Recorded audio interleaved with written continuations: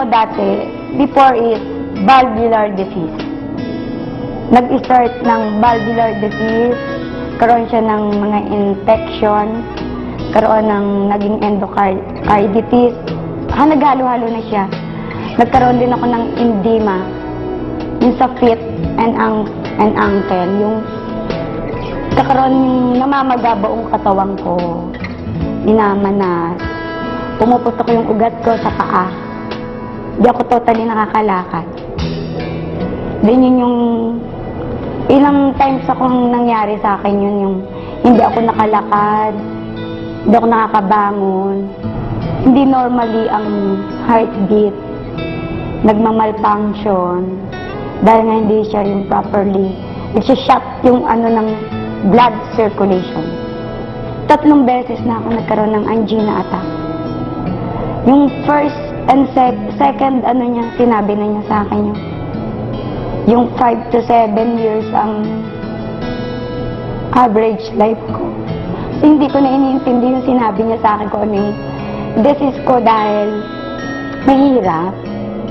Hindi ko inintindi yung kung ano yung sakit ko. Kundi iniisip ko yung nagagawa ko in 5 to 7 years. Dahil single mother ako ng time na yun. Kaya lahat ng yan sa akin, lahat ng pwede kong inumin, lahat ng nag-aalok sa akin. Hindi ko tinatanggihan. Lahat iniintay ko. Kahit mahal siya, sinusubukan ko. Dahil kung ano yung makakabuti sa akin. Kaya nga nung inalok ako ng Alive, nakita ko yung mga ng sa brochure, yung mga napagaling. Hindi ako nag-aksaya ng oras. Na kahit 3 times, ginawa akong 9 times. Yung inalam ko is yung kung may overdose. Nung malaman ko wala overdose, ginawa ko yung parang pagkain na hindi yung arterial intake. Kasi gusto kong gumaling eh. Pero yun nga yung naging sa akin ng Alive. Alam ko siya yung nakatulong sa akin na gumaling ako, doon ako nakaramdam ng lahat ng luwag sa katawan ko.